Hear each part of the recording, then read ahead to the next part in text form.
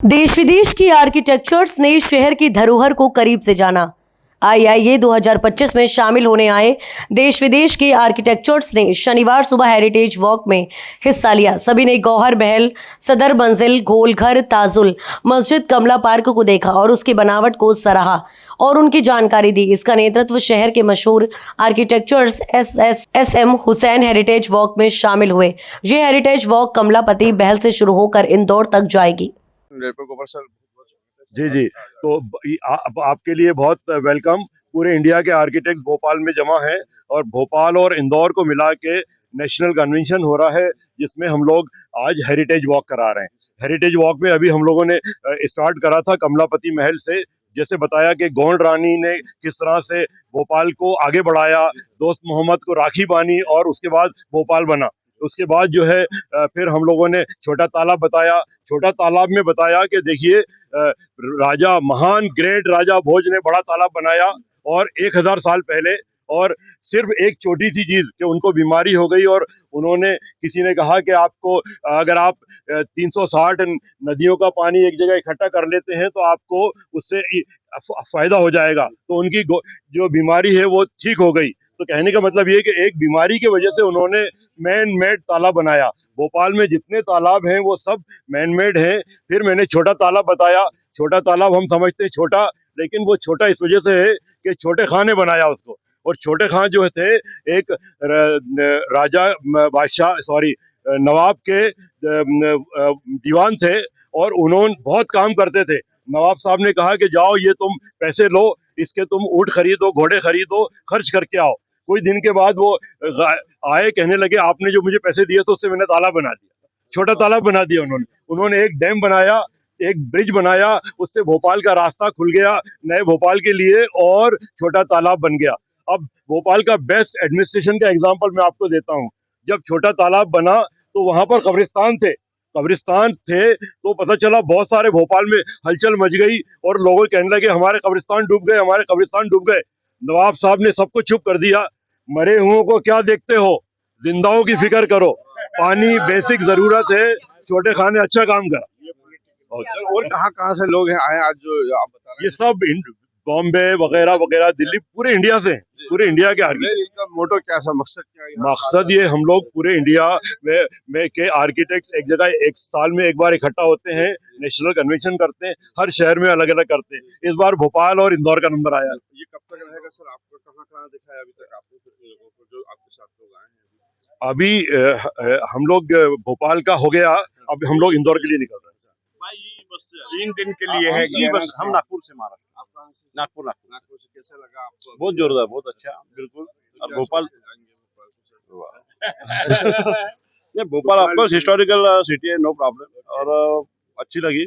और दूसरी बात, पहली बार हमने इतनी बैट देखे और जो ओल्ड टीवी के बारे में बताया और जो छोटा तालाब और बड़े तालाब के बारे में जो बताया, वो भी कहानी बहुत अच्छी लगी अपने को। इसी सिटी में हाँ। झीलों झीलों की नदी, और उसमें उस जमाने में जो हाइड्रो इंजीनियर जो थे जिन्होंने ये बनाया, जैसे तालाब बनाया, तालाब से वो अपना वाटर भी सेव हुआ।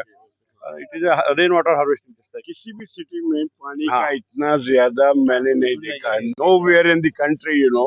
और पानी को इस हिसाब से रखा गया है और पानी को कंजर्व किया है। पानी, water is now the integral part of the life of Bhopal. और ये क्वालिटी जो रहेगी, भोपाल कभी खराब नहीं होगा because you are preserving water. और ये नॉर्मली क्या होता है, जैसे गोवा वगैरह में ना वो बीचेस आते हैं, बट आपने तो बीच दुनिया में ये ऐसा क्रिएट कर दिया, मतलब ये कई जगह के भी होंगे, लेकिन जो चीज लेकिन ये सिटी जो है, this is a unique city and this will remain a unique city.